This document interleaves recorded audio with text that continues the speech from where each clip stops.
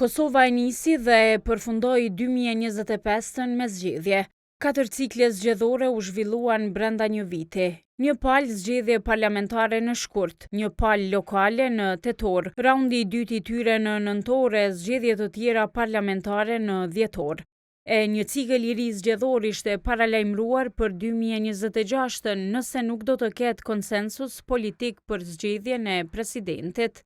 Ky post vlerësohet të ketë qenë një ndër arsyet e bllokadës disa mujore për formimin e institucioneve.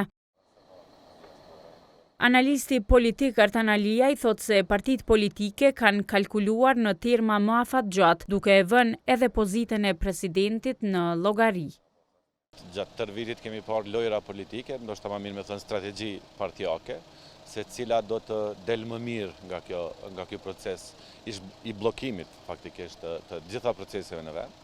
Mendoj që secilës partive që veç ndoshta i ka konvenuar që të prolongohet zgjedhja e problemit. Ajo që kemi parë që në bazë të numrave matematika na ka treguar që formimi i qeverisë ndoshta ka mund të bëhet, mirë po komplikimi më i madh ka ardhur si rezultat i faktit që kemi të bëjmë me zgjedhjen e presidentit të Kosovës.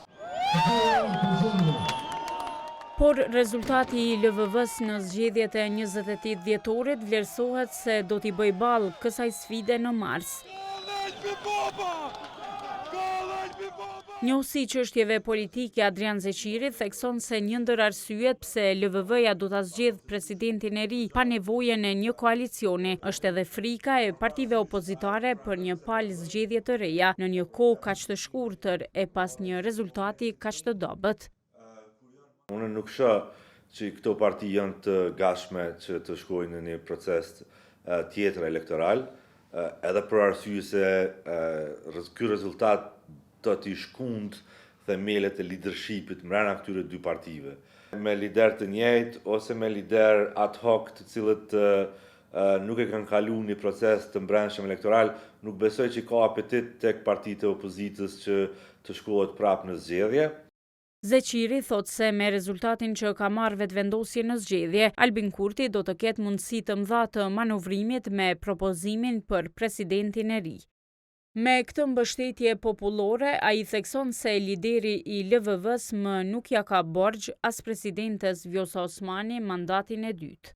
Është një ndër liderët më pa kontestueshëm në skenën politike në Kosovë dhe se nuk është i varur prej Vjosa Osmanit, nuk është i varur prej asnjë prej elementeve që ka brenda partisë së tij, në një situatë ku opozita gjendet në një defanziv të plot me leadership dhe me rezultate zgjedhore.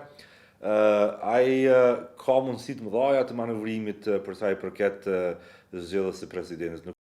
Zgjedhja e presidentit duhet të bëhet jo më vonë se 30 ditë para përfundimit të mandatit të presidentit aktual. Të nevojshme janë votat e 80 deputetëve.